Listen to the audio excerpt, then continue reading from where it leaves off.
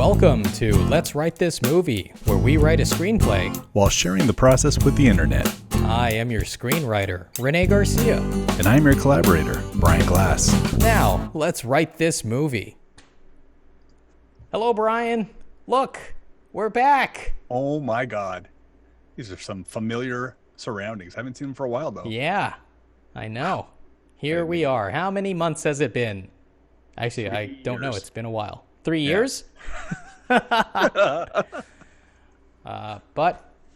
I have some news. Well, minor news. I was hoping it would be actual news tonight, but it looks like we're going to have to wait one more week for that, and that's okay. But to start things off... Wait, before you do, is it good to be back? You happy? I'm excited, man. It's whatever, Brian. Dude, I'm excited. I got to tell you, first off, today's show is actually sponsored. It's sponsored in part by Flick This Movie.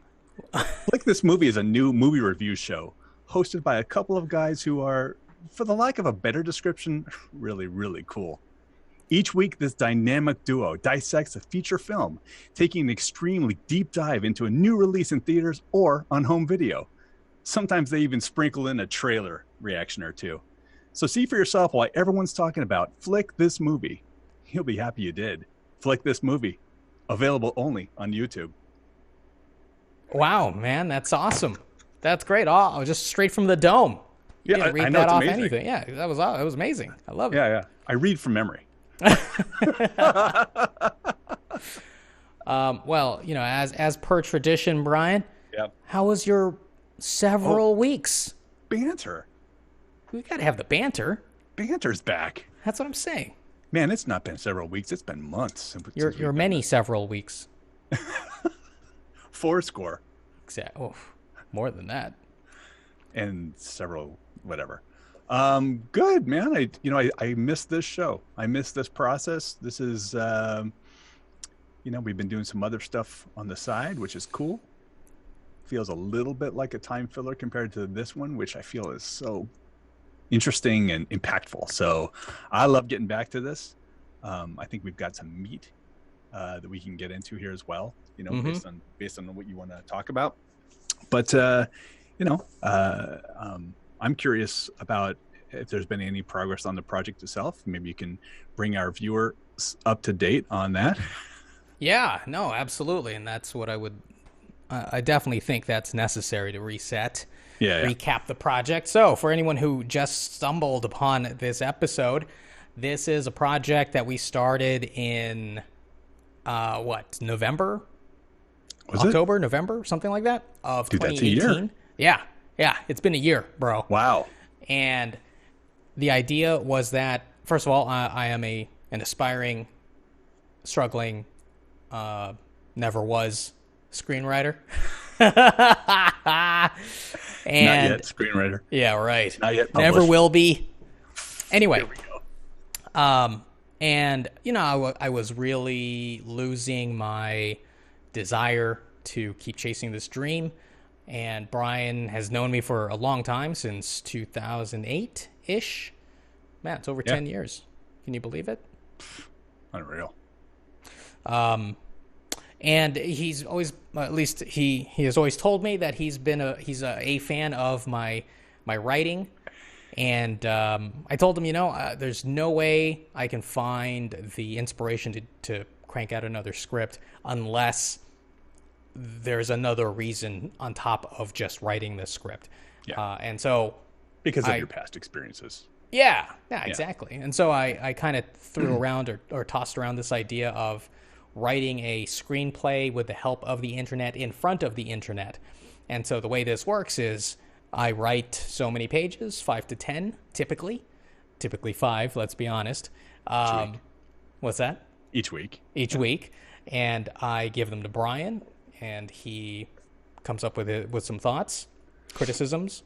And then we meet again the following week, and we record our discussion and read the pages to you, the viewer, and hopefully you will have some feedback of your own. And then you can write us either through our Twitter account or on our website at letswritethismovie.com, and we'll incorporate your feedback into our discussion.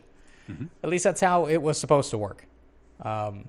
and it's fine that we didn't quite get the audience engagement, but what we did get is a script that I thought was actually pretty good. Mm-hmm. And so that's where we're at. These last few months, we've gone dark, mainly because there were no more pages to write. And what was left was to, we'll say phase 2 of the script, which was to submit it to screenplay contests, and then possibly do like a little trailer for it, or maybe a sizzle reel or something. My grand plan was to have a feature-length animatic, but that's expensive. Got to find the right artist, get voice actors, and I am in the process of that, but that's also very slow going. So that's where we are, Brian. Yeah, I think that's I think that's a good recap. I'm curious about how you feel, though. I mean, have you been writing outside of work? Been writing for yourself at all since we stopped recording? No, I have not. Yes. Well, hey, you know what? you hit a certain time. I wanted to say age, but time in your life when suddenly there are other priorities other than your dreams. Like I want to be idealistic and tell people, other aspiring writers or just artists in general, like, always keep chasing your dreams because it's a persistence game or whatever, right? Like, you can't make it unless you're persistent, but being persistent doesn't guarantee you're going to make it. So I think the majority of artists will hit that time in their life when they just realize, wait a second, I'm getting pretty old. I'm getting too old to just keep focusing on this. I need to actually make some money and have a career and have a family or whatever. I mean, there's more to life than your dreams. There's reality. Put that on a t-shirt. We should have a little line, a Teespring account, Brian. I have a Teespring account, actually. You do? Okay, Yeah. Well, there you go. I don't know why you have kept that from me all this time. We could have been selling merch to our 10 viewers. We'll have to make custom shirts just for them. Yeah, exactly. Yeah. The 10 squad. The decade. Exactly. I think there's room for both. And I think that, dreams and reality. I'm a little sad that we got away from this because I feel like that I could see that joy in you. I would say 90% of the time that we were having these discussions, when you felt good about what you were writing and when you just wanted to kind of talk about it and even acting it out, I think you enjoyed that as well. So I think there's an ancillary benefit of doing the show, not just writing it, but it's also good for the human condition, right? This is like a good thing because all this comes from inside you, and it's a good way for you to express yourself. So I don't know. I think there's yourself. Well, maybe we shouldn't do it in song though. I can go on the drums if you want to do that. Do you even know that song, Brian? Of course I do. Wow. I mean, it's actually not that impressive that you know what it is. A pop song that is very popular. From what I just said, it's like, name that tune, right? Yes. And that was like two words. Do you know I used to live about a block away from the guy who hosted Name That Tune? Is that Wink Martindale? Wow. Yeah. Wink. He used to roller skate with his daughter. What you used to do? Dropping names. What's up? Look at you, man. Look at you. You're connected. Martindale. Henry Winkler. What's up? Probably the most impressive thing I'd seen as a child on a game show was when someone, I think it was a lady, like, she refused to be outdone by her male contestant who had said he could name it in 2 notes. And she said, I can do it in 1. Yes. And I was like, how is that possible? How, Sway? How? Anyway, and she did it. She pulled it out of the air, out of the ether, and she got it. And I was like, do you know you could do that right now? If I played for you a note from a movie, you could do it. And I'll tell you why, because it's not just the note. Because if I had this experience just recently in the movie theaters. All right. Which was a trailer came on and the sound came on and I actually got a freaking chill. Like, oh, there's the sound. I know what this is. And this actually looks good. I can't believe this looks good to me. And the sound is back.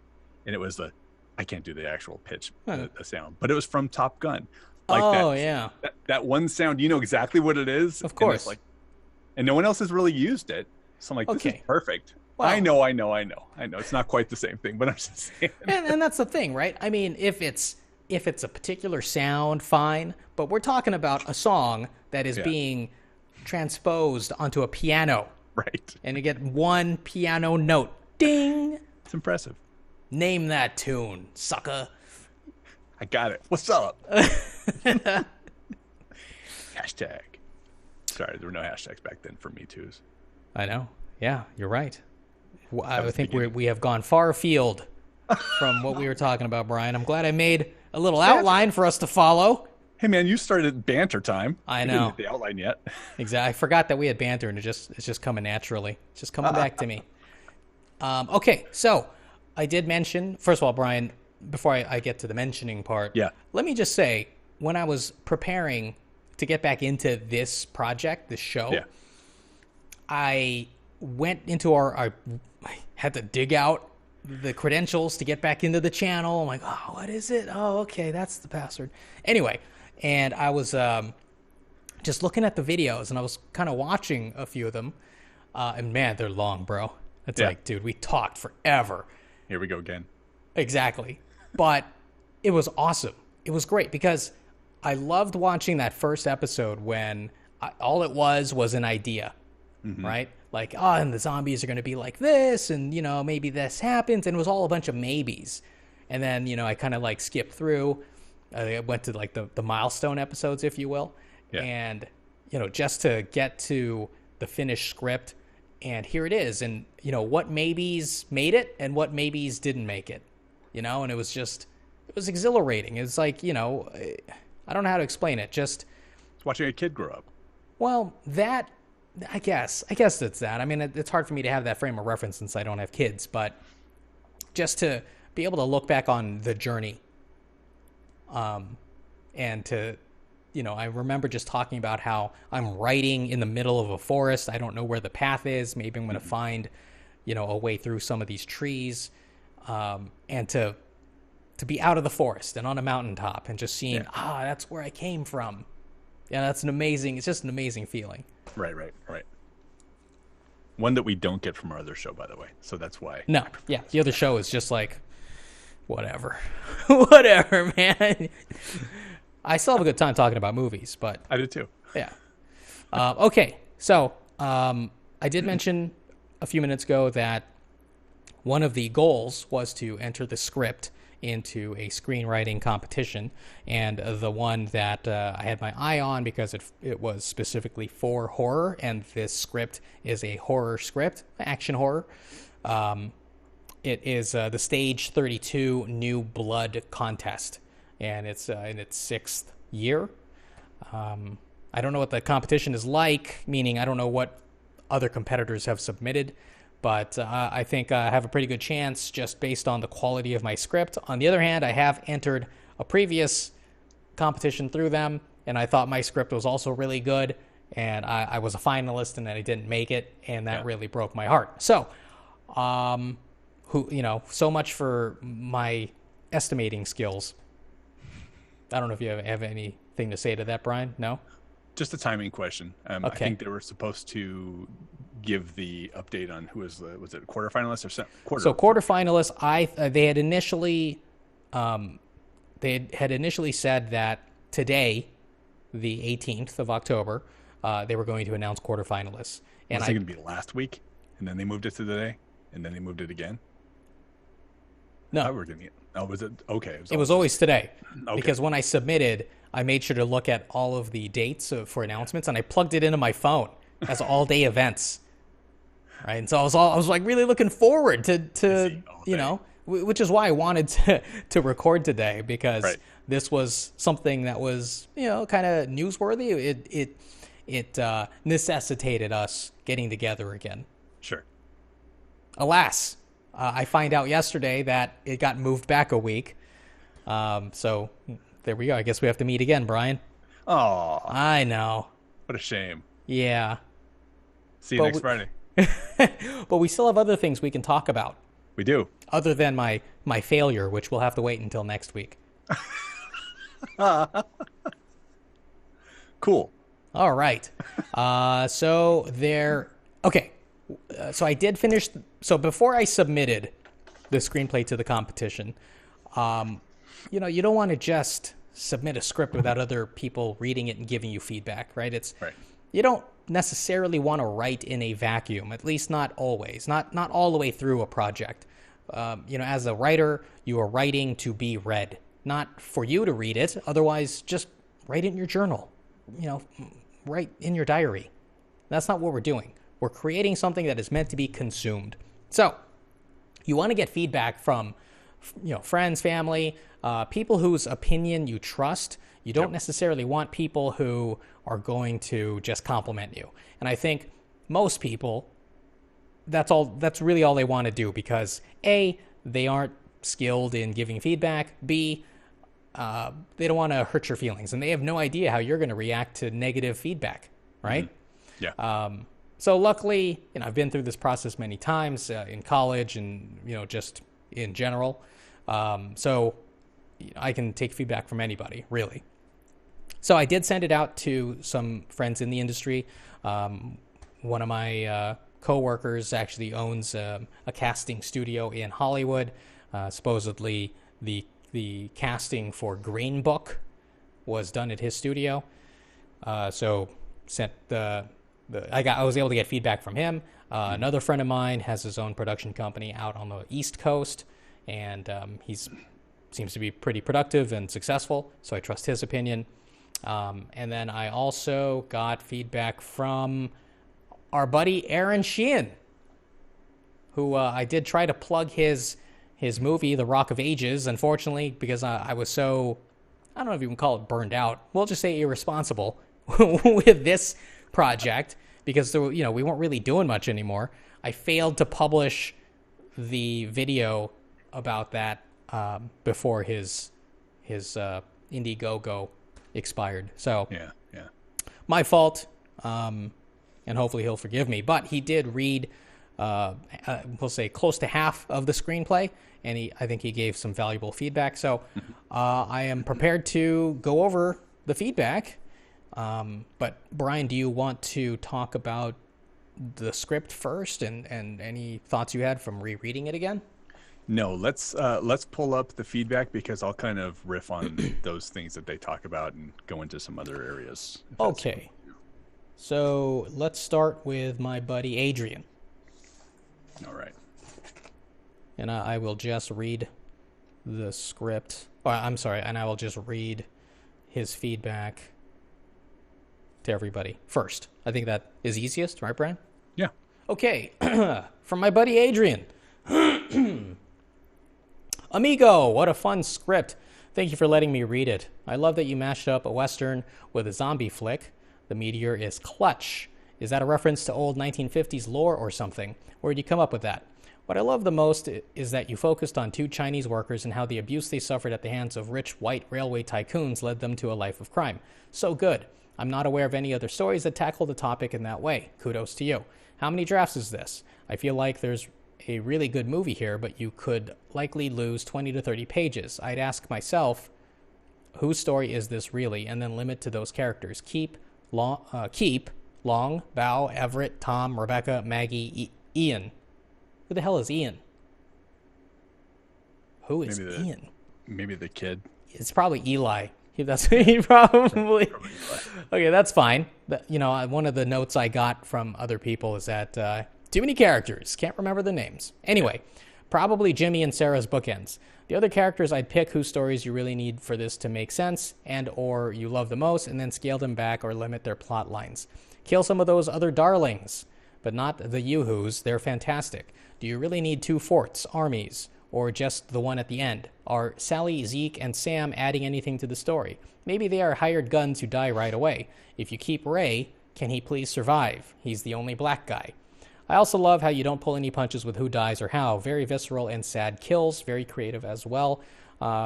Those watching, I'm sorry that I can't get the rest of the words in frame, but such is the limitations of technology. So I'm just going to read them to you. Okay. I think you need to find additional motivation for Everett since he seems to repeat his position on law several times throughout the script. Maybe give him one scene where he makes that case and then call back to it towards the end. Other than those things, I think this is really cool and original, and I would love to watch this flick. So sad when the army mows down the survivors. Don't lose that sentiment about how he'll have to face God / we did our best. I am also impressed with your way with language. It's concise, visual, and paints a clear picture of what's happening. Great dialogue, too. It's obvious that you write for a living. Let me know if you want to talk about it sometime or ask me questions. Also, just remember this is one man's opinion, and this man doesn't read movie scripts that often. Winky face. Cheers, Adrian. Any thoughts, Brian? Yeah.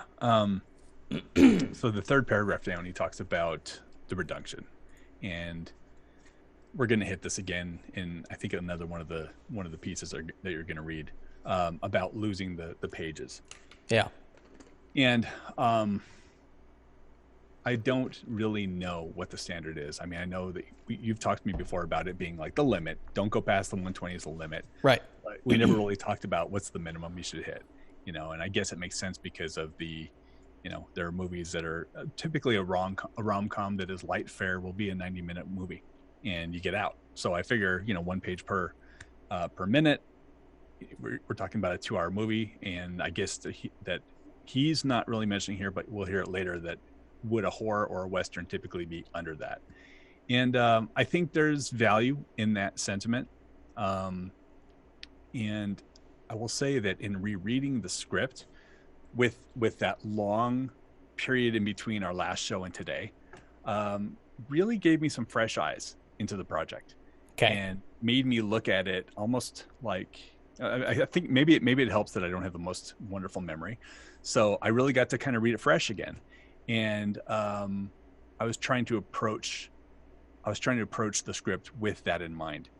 So we'll get into it after we go through the other 2 reviews. But I will say that the challenge I gave myself was, what if a producer or someone saw the script, thought it was interesting, said, René, this is really cool, but it's too long. You cut out 15, 20 pages and I will buy it. Yeah. That's like, to me, that's when you have to be brutal and just go in and start cutting. And what would you really cut at that point? And so I know what I would cut, Brian, but go ahead. I'm sure you do. But I wanted to give it kind of that. I think it's really great that actually we're having this gap in this time to talk, because I'm looking at it as if, I don't have anything invested. Exactly. I'm ignoring everything that I said in the past. Yeah. As if it never happened now. Totally. So I just looked at it as, okay, I don't think we need this. I don't think these characters make sense anymore. I don't think they're that valuable. And that's kind of what I was going to talk to you about afterwards. So I think there's value into what he's saying there. Yeah. So I think part of it comes from characterization. And then on the on that paragraph where he talks about trimming or talking about Everett and how he's kind of repeating his position, I think kind of just trimming down the dialogue in places will take care of that issue, because I like what he represents. I think it's interesting. I think it's an interesting counterpart to Long. So it has to be, you have to get it across. But I think there's a couple places as I was looking at it over again, and I think I may have been kind of suckered into the performance, because I like to hear you perform the things and the way you say it. Yeah. But as I was reading it just myself, I wasn't hearing the voices again anymore. Right. Which was interesting, because last time it was like I had them stuck in there. They're there if I want them, but sure. So there were a couple times whenever it was talking, it got a little heavy-handed to me. So I think there are places we can trim characterization and dialogue. I think they're valuable points that Adrian mentions. Okay. So, yeah, I'll get into that afterwards, though. Do you want me to tell you what I would cut? Yeah, if you want to, sure. Was that a head shake? No. No, I said if you want to, sure. Oh, okay. Well, I wasn't sure if... Anyway, I would trim the train sequence. I think that'll solve most of the page problems. Okay. Because much of that is trying to essentially direct the camera and say, okay, we're looking outside of the train, and just try and explain all these logistics. Yeah. I think I would just cut to essentially where they're already in the Maggie and Eli are already in the last train, and Everett is trapped under the luggage, and there we go. Like, we get it, you know. Yeah. People are screaming and falling. Okay, I don't have to write all of that crap. People just get it. It did kind of stutter there. You know what I mean? Like, it was moving along really nicely, and I think you're right. That's a good place. And then just hope that, you know, a director or whomever looks at that and says, you know what, it'd be great if we drew this out and like made it like this Titanic moment. I'm like, sure. Really? You think so? Let me rewrite those pages really quickly and just pull it out, the old draft. Look how fast I am. Oh, something like this. Just off the top of my head.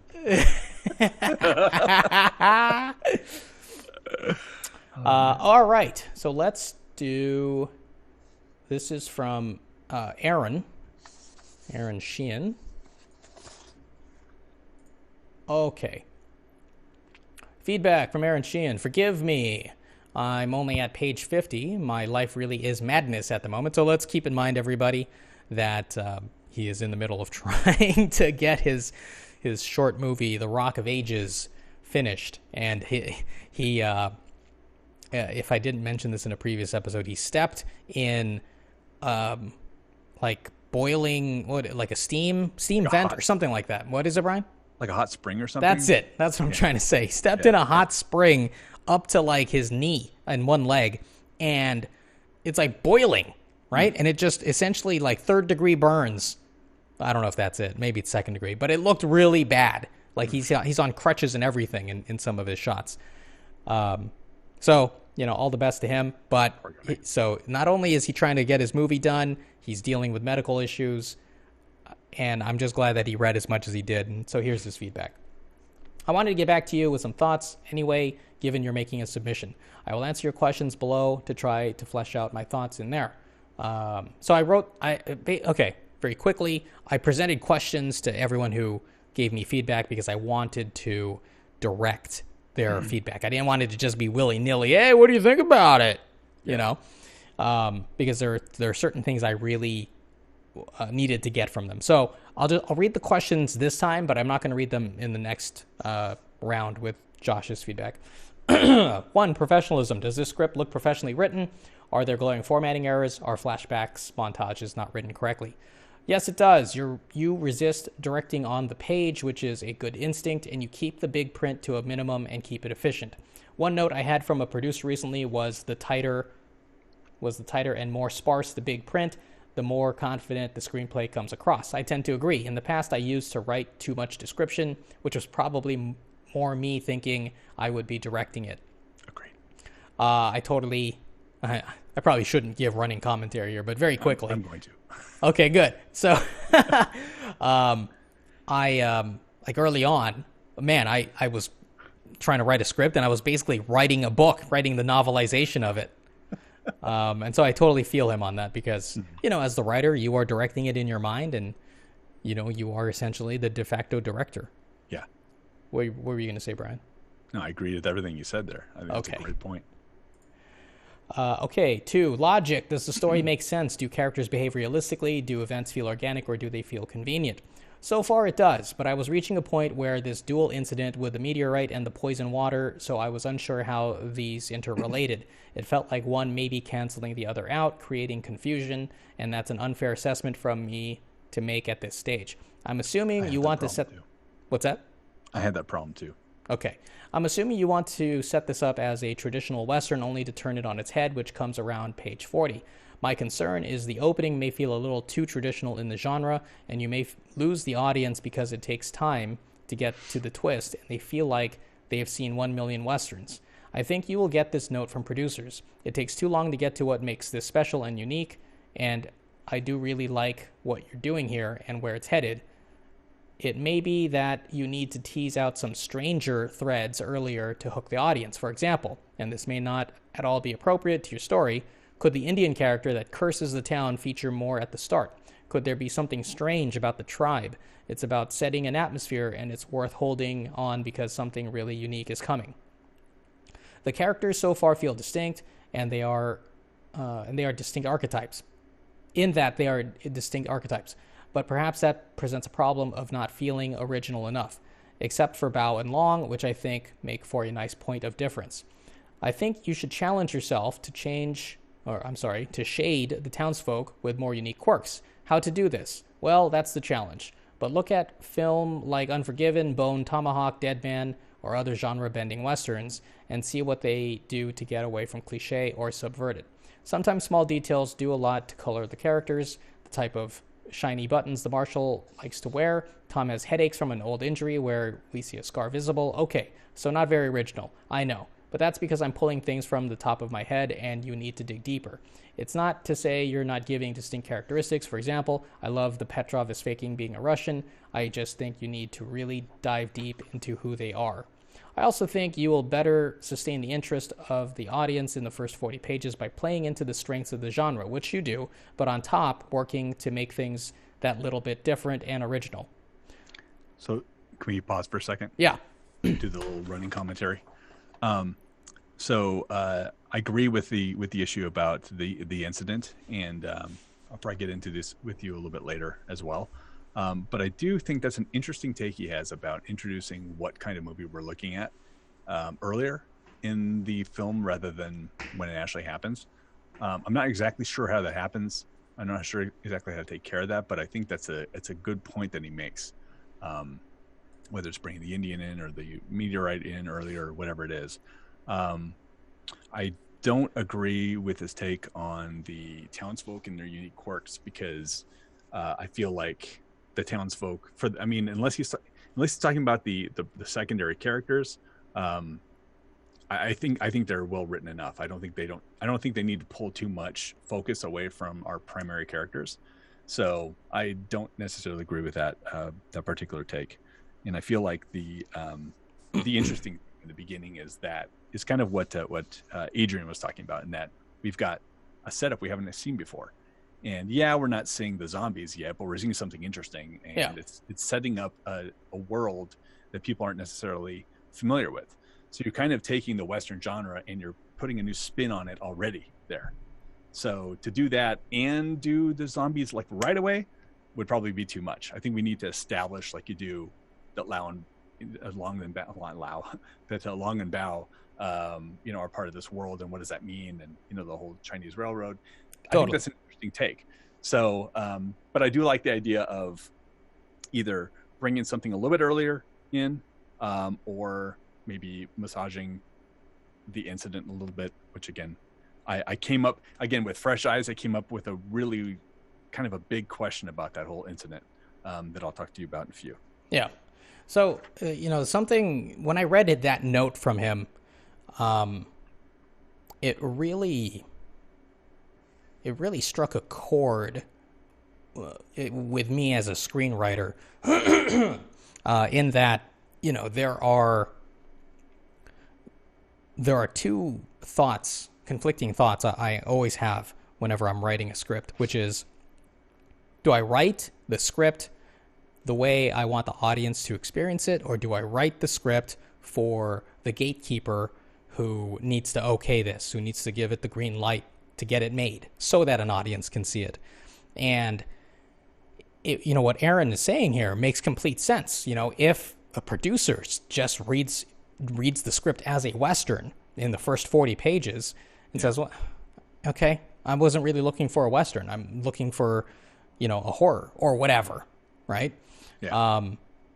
That could be a problem. Like, how do I tell the producer, hey, just read the whole script, when they have a giant slush pile, right, of scripts going back decades?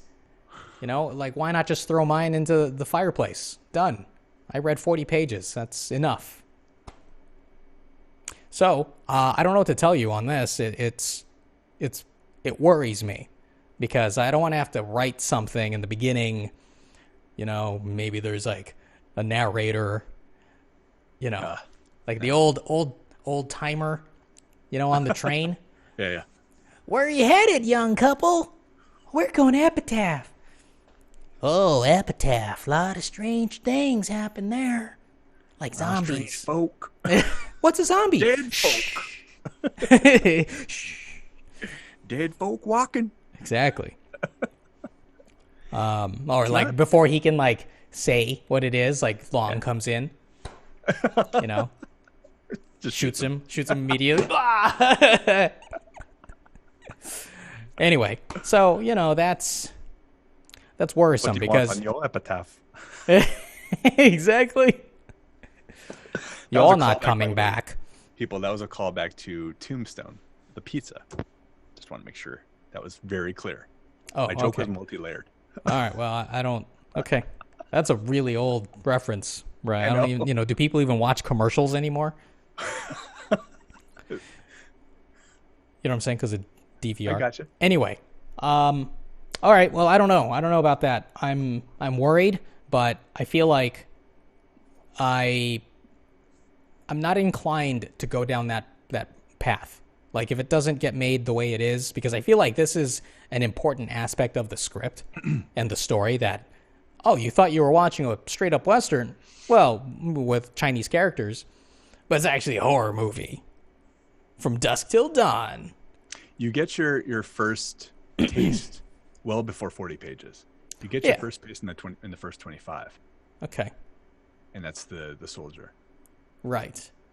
So it's there. It's just subtle.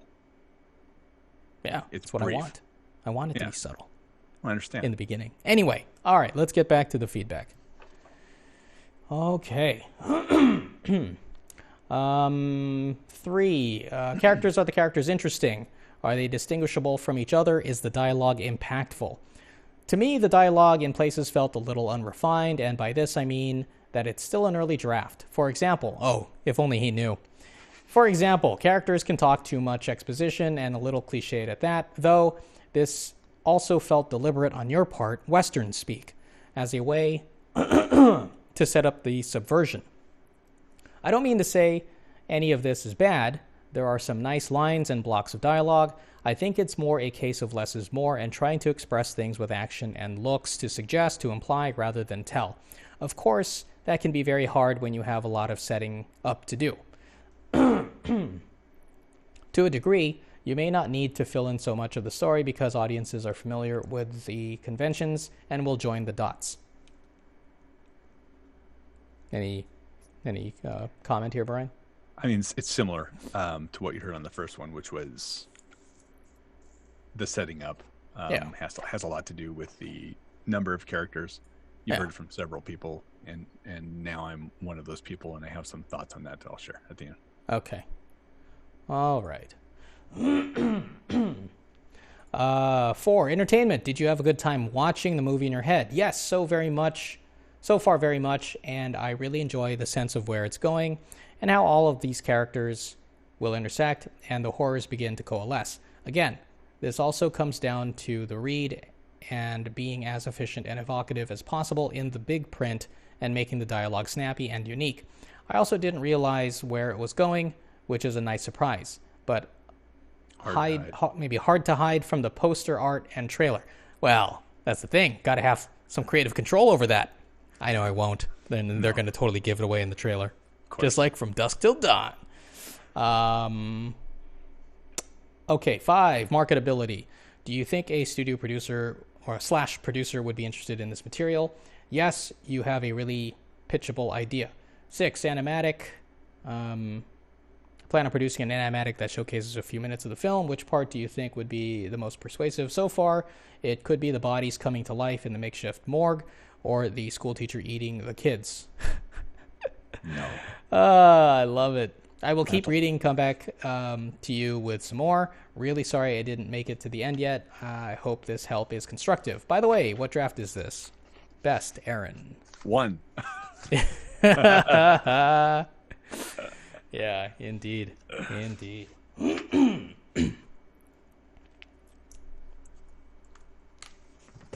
Water break. Oh, our faces are shown right now, Brian. Yes. They know what's happening. Okay, so I just thought you might have something else to say. Nope. I'll do the running instead. I like that better.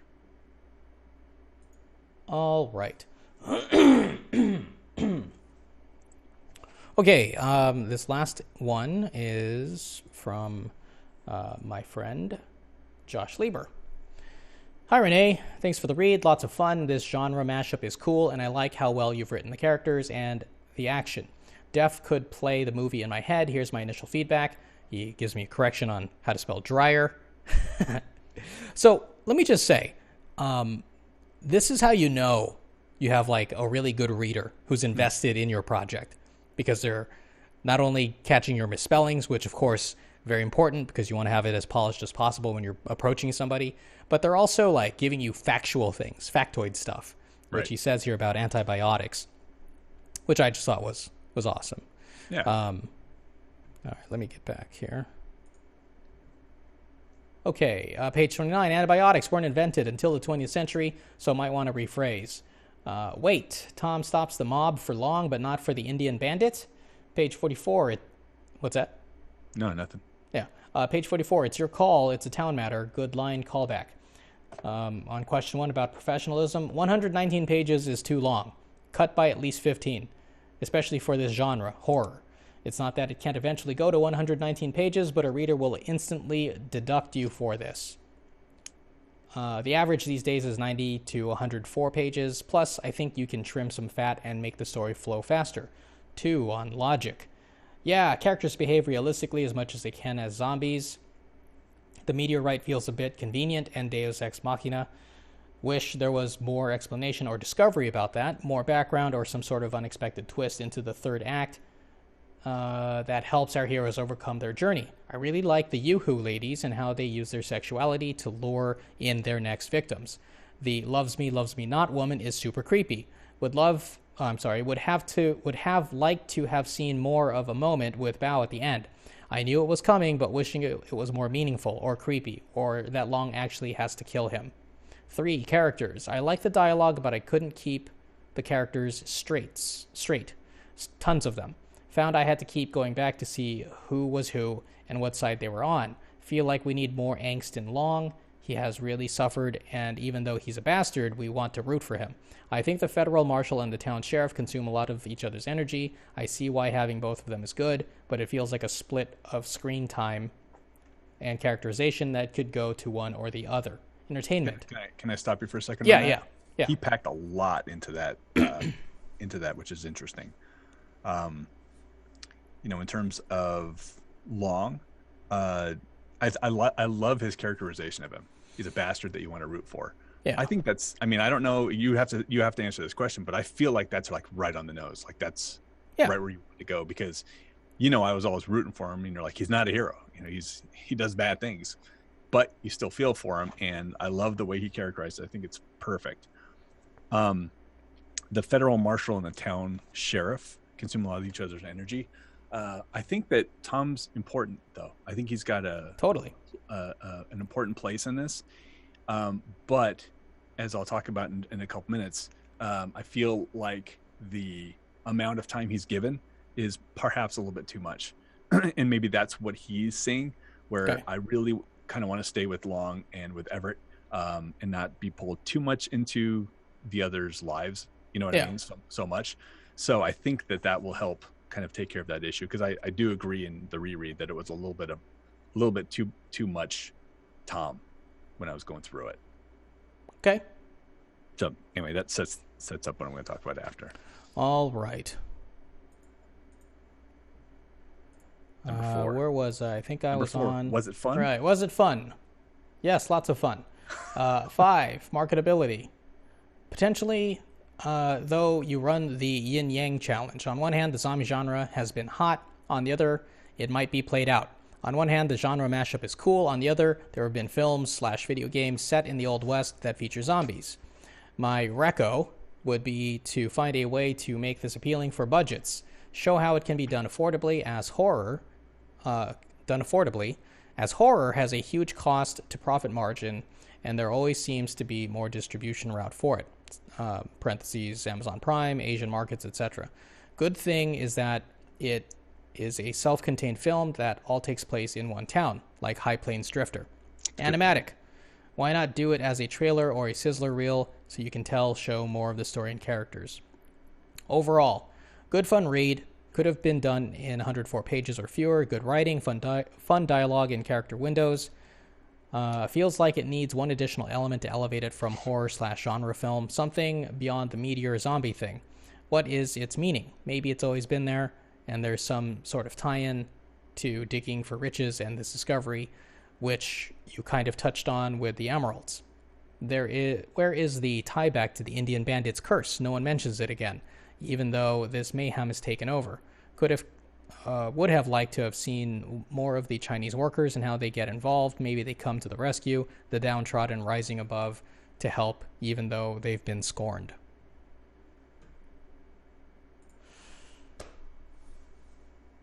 Thoughts, Brian? Commentary? Just first overall, I think you've got 3 really good sets of notes here. I think they did a really nice job for you. I was really happy to read it because I thought it was insightful, and it kind of helped reset me, in the way I want to relook at the script. So I really appreciate it from that standpoint. Yeah. Something at the end here, I think maybe each of them mentioned the catalyst for the zombies as being either a question or a problem or too much or hard to follow. And I know I did as well, when we were talking. So I feel like this is something that it doesn't feel resolved, even though, when we talked about it the first time, you were giving me more of a, like, listen, this is the kind of thing that happens in this genre. I know you're not really into it, Brian, but this is very common that you have these different incidents, and you don't really know where it came from. Yeah. And I think that's fine. But I do feel like there's enough confusion here that it's, that it gives me pause. And in the reread, I had a question, an issue for you, and that is that we see, as I mentioned earlier, we see the soldier pretty early on. He's in Doc's care. Soldiers want to take him back. He's already been exposed. So that happens, and then after that, we have the meteorite. After that, we have the potions. Thank you, the potions. After that, we have the Indian curse. But it seems to me like it all happened before any of those things happened. So, again, looking at this just objectively, it feels like we don't really know what happened, but it may not be any of those 3 things. So what is the value of those 3 things happening when they do? We don't know about the emeralds, really, because maybe they just found it. Maybe they've been around longer. Maybe it's been in Prophet's mine. Maybe people have been exposed to it, and it's been into the water already, even before we see it. So they're kind of those. Is that right? Just the 4, right? Those are the 4 possible. Yeah. It seems like either the meteors have been hitting. I mean, is the meteor really the same thing as the emerald-ish deposit? Yeah. So the idea was that the meteor is the emeralds. That the meteor is, they're not emeralds. So right, emerald-ish, whatever. Yeah, the shards.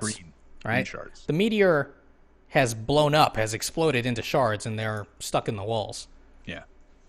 Right. But that happens, again, that happens at a certain point in the story. Yeah. After the soldier has already been exposed to something. Correct. So it's a little confusing from that standpoint. Like, I don't know why that is. Like, it's hard for me just to logically make sense of it. And I feel like it's drawing me into questioning rather than just enjoying the movie. Like, okay, well, why is all this happening? I've seen these things, this happened, and it's all kind of like banging around in my head, and I'm not just doing what I should be doing, which is enjoying the Western part and then enjoying the zombie part. You know what I mean? But I feel like I don't know if it means you should I don't know if to you it feels like you're settling if you kind of pick one of those, even though it's mysterious and no one knows what it even means. But it just feels like I was getting sidetracked as we were going, even like through the montage, like not the montage, the different setups that were kind of layered, like we had them one after another. And I know what you were doing because I was there with you when you're, talking to me through this thing. Yeah. But I feel like based on what I read here and based on my own thoughts as I was going through it, and just the logical questions I kept having I was just stumped by that a little bit. You know what I mean? So I don't know if that really answers anything. It's just I'm just giving you the problem, not really the solution on this. Yeah, no, I understand, and I understand what these other readers are saying. So my thoughts here are the question that I'm not sure that has been asked and or answered by anybody is, well, okay, let's remove these readers. I'm going to just say you. Okay. Does it make sense from a movie perspective? If you were watching the movie, and you know my intention, right? If I made the film, let's just say, right? I directed it, all of that. And I presented these things, and they were never, you never knew which one was responsible for the outbreak, or that they are all responsible in some way, which is why we have the different infected, right? Like, would you walk away from it confused? Or is it a problem with the script where, meaning you as a reader are afraid that the script is not conveying it to a third-party filmmaker and they're going to be confused based on how these other readers were confused? Because if it's a problem with the script conveying the idea, then we should fix the script. If it's a problem with the idea, then we should fix the idea, or, reduce it to one thing, right? I am of the mind that if this were filmed by me, it would be fine, right? There would be enough visual cues. I mean, I don't know how to explain it, but I just feel like a completed movie would make more sense to an audience than, there's a gap with just reading it and trying to imagine it and make sense of it, because as a reader, you're expecting something, like, oh, it's a 3-act structure. Okay, and I see this thing. That must mean it's going to be paid off at the end, because that's you. Why would you not pay off something you set up? That right. Doesn't make sense, right? Because you as a person who watches movies, reads scripts, or whatever, not you, Brian, but you as in the general you, your expectation, you have an expectation. You're going into this with an expectation because you've seen this before. And when that doesn't happen, when you're presented with something new, it's like, wait a second, that's incorrect. So there we are. Now, I don't want it to sound defensive here. I'm just trying to defend it. I don't know if there's a distinction there, but I feel like there is. It's such a good question you ask. Is it a script or an ideological type of problem? Yeah. Here, let me just say this. I watched one of my favorite zombie movies is Shaun of the Dead, and we have no idea why the dead come back to life, right? And the idea of like multiple reasons, that movie kind of gave me that idea, because at the end he's flipping channels and they're kind of like discussing what it could have been, and they kind of give a little dig at 28 Days Later about raging infected monkeys, because that's how 28 Days Later the outbreak started there. We just spoiled 2 movies now. Oh, sorry, bro. You have not seen these movies? I love Shaun of the Dead, but I actually have never seen 28 Days Later. Oh, okay. Well, it's the first 5 minutes of the movie, so it's like... You spoiled nothing for me. Exactly. Anyway, and the newscaster says, and that's complete bupkis, right? Anyway, so I felt like, well, yeah, we don't need to know why the dead came back to life. Who cares? So let me just take all of these reasons from other famous zombie movies and just throw it in there. Right. I like the idea. I like that we're not going to know. I have no problem with that. I never had an issue with Shaun of the Dead either. Yeah. It was all in the way it was revealed, and very stylized and cool. I guess what I have is just the way it is set up on the page. My brain is trying to make sense of it. Sure. Because you put it there, so it must mean something to me, the reader, now. So I'm not even going to go into the audience for now. I'm just going to go as a reader. So I have to keep track of. I saw a guy, who's got these gnarly teeth or whatever it is, this soldier, right? Then I see all these other things happening, and then I see different people being affected a different way. Yeah. So was there something there, and all these other things are compounding on that? And am I going to learn about that later, or is this just like the craziest, like conflagration of different, random things that could happen, and it all turned into, it just feels like it feels like you have a grand plan that's being set up by the way you wrote it. Yeah. That I don't understand at the end. Like, it doesn't detract from any of the stuff I saw, but at the end of the day, that may be why, like, the one reader was like, what does it all mean? Because and I don't know if that's exactly the time, but it feels like there's some sort of gap there that I'm not quite understanding. And I think that, Shaun of the Dead got away with it because they never even talked about it at all. It just happened. Right. No, totally. Which I think is cool. And if it was one thing, okay, look, if it was me and if it was one thing, I guess I'd want to simplify it because I'm more interested in these characters. They're cool characters, and here's the situation they have to deal with that they don't understand. Like, let's say, just for example, that these green shards that we don't know anything about were found. Maybe they're found in Prophet's mind instead of Bill and Bud, and it happened early on, and maybe like as Bao and Long are riding into town, they see some glowing green something or other. I don't know what it is. Yeah, it's never explained, right? People don't even know what that means. That it was from a meteorite or whatnot. And to me, it's enough that I don't really care because I'm going to see something cool, and it must have been that green thing. You know what I mean? Yeah. So I don't know. I guess this is really this is something I wrestled with, and I have not, like, I can't come to you with a recommendation because I don't know. This is like this seems like it's more of a personal choice for you. Oh, totally. I mean, look, at the end of the day, I could make it just about the meteor and kind of like, rejigger the monsters so that they all represent like an aspect of the meteor. Like let's say the headbangers have like spiky green skin or like green spikes coming out of their skin or whatever, right? Or maybe like their skin is becoming like the hard emerald shell, and that's why, you can't shoot them in the face. You got to shoot them in the back of the head or something like that, right? Sure. But then I feel like the movie loses like one of the charming aspects of it that makes it unique rather than just like a very straightforward monster movie. Yeah.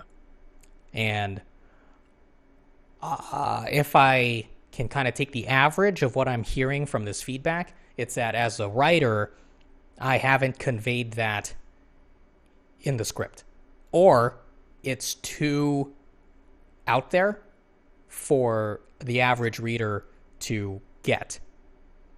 I think it's the former. Okay. I think the idea is cool, and I like the ambiguity. Honestly, I think it's kind of neat. I like, but maybe like I don't want. I like what what one of the gentlemen said about introducing the element earlier, and I think that the soldier is a perfect place to do it. So I don't know how you put those other things before that, so it kind of makes sense from just a timeline standpoint, because I think that's where my head has problems with the script.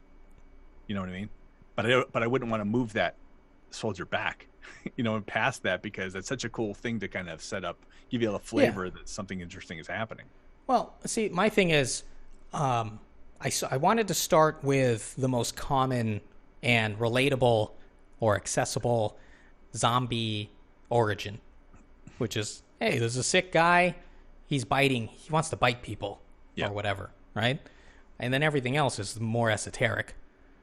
The meteor, poisoned well water, which is kind of like going back to Return of the Night of the Living Dead, a little more campier origin. Yeah. Anyway, the point I'm making is I don't even know what point I'm making. I guess I don't know that it makes sense to have these other things before the most accessible story. Like having the meteor and all that, you know? It's like, this is not me trying to be obstinate and say, oh, I don't want to rearrange the script, but there's more to the script than the art. There's the education and the logic of like teaching the audience to understand certain things and what is the story about, and I really wanted to sell the Western aspect and the relationship between Long and Everett first, right? Like we got to ground that, because that's the thing I really want the audience to leave with. That's meant to be the most impactful thing. Yeah. And it just so happens that relationship takes place within a zombie outbreak. Yeah. Right. And I know I'm kind of diminishing the whole, well, if that's the important thing, then maybe I can just chop out the charming part of like, the 4 possible origins. And, if it comes down to that, maybe I'll have to. But at this point, I just don't. I feel like there is another way to fix this and keep that part of the script rather than just chopping off a limb. Right? Yeah. Anyway, so that's where I'm at right now. But I don't want to discount anything that anyone here has said or what you're saying. Yeah, I mean, it's honestly one of the only problems I had. I think everything else is fixable, but I think that I don't know how you're going to react to some of the things I want to talk to you about. So, that's fine. I want to make sure you don't want to discuss this other feedback any longer first before I go into. Well, let me just say I did try to address the confusion by lengthening the exchange between Everett and Long when they discover Father Espinoza, and they're trying to find out, like, before the exchange was Everett says to Father Espinoza, lots of sick folk about or something. And then Long says, you think these people are sick? And he's like, well, what else could it be? And then Long says, sickness doesn't make people eat each other or something like that. And then Father Espinoza just says it's the end of the world. So now I've made the exchange. I think there's like a couple of back and forths where they start talking about like, well, maybe it was that thing, that shooting star overhead or something, right? Or maybe it's, one of those potions got in the water, right? So they're kind of like addressing these different things. I know it's like just like a little, like a Band-Aid on what seems to be a bullet wound. But I thought that might be enough, but I guess it's not. I don't think it's a bullet wound. I think it's something that should be addressed.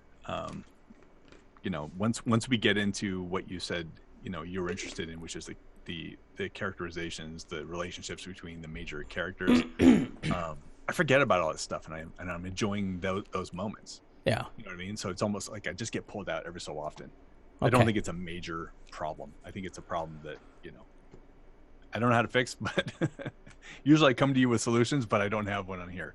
But I don't think it, like I said, I don't think it takes anything away from the rest of the script. Okay. Well, can we move on to the next thing, Brian? Yeah. Which is talking a little bit more deeply about the script. And let's do it this way. In reading their feedback, one thing I thought that was clear was the characterization, the number of characters. And so what I decided to do is take a little bit more of an analytical role as I was reading through. And I found that as I was reading it, the first 25 pages or so were like really, really dense with characters. And I think that if I recall correctly, we had done some things later in the script, you're like, well, if I do this, I have to set this up. If I do this, I have to set this up. And then I probably have to set this up.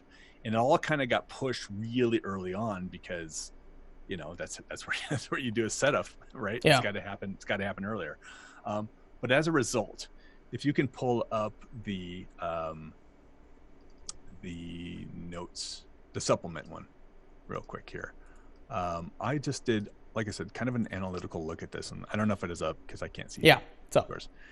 And I just looked at the first, looks like 25 pages or so, and named characters and a couple who aren't, maybe just one, but most of them who are named. I wrote here what pages are introduced on, and we've got 27 characters that are named pretty quickly in the first 25 pages, which is a lot. It's a lot. It was too much. Even when I was reading through it, I'm like, oh God, another character here, and I felt like I started to I needed to start taking notes as far as who is who, and I thought it was a little bit overwhelming. So my suggestion on this would be to isolate some of those characters. In some instances, move them to a little bit later introduction. Like I think if I'm watching a movie and I'm 25 minutes in, I can start meeting some new people by then. I'm pretty comfortable with the main characters I've been introduced to, and I know who I need to pay attention to. I don't care about station manager. He's only there for a second and has a line or something, right? But I should pay attention to Tom and to all these characters that are kind of in the very beginning of it. So if you look on the right where I put the proposed, if you just look at the black kind of very quickly, it looks like it's reduced quite a bit, maybe by a third or so in terms of, maybe even more than that, named characters. So like I didn't care as much about like Bill and Bud, let's say, for example. They're just having discussion, and if they're physically, there's something about them that I can kind of get the idea of who they are, that maybe they've been in that mine for so long and mining that they're all hunched over or something like that. So I got that characterization. I don't need to remember the name Bill or Bud, even though they're easy. That's why I kept them there, but I just wrote unnamed minor. The Patrick Plain Jane thing I think is cool, and it's got such a perfect payoff that they can't go away. But I think if they were a little bit later, I think once we've established the town a little bit more, I think it makes sense. Miss Stapleton, I didn't really care about, even though I know she's going to play a role later, but she plays a role as a teacher.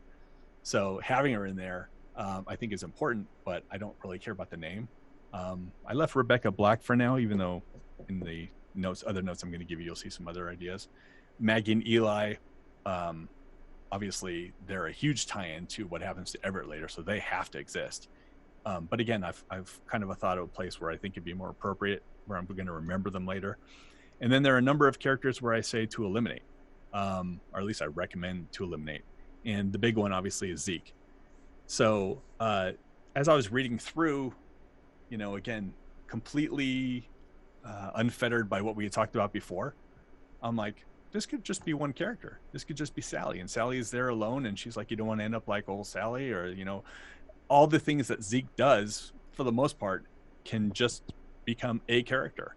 I know that doesn't help with the final battle necessarily, but for the most part, I think she would be a more rich character, and she's more interesting. She's always been way more interesting to me than Zeke anyway.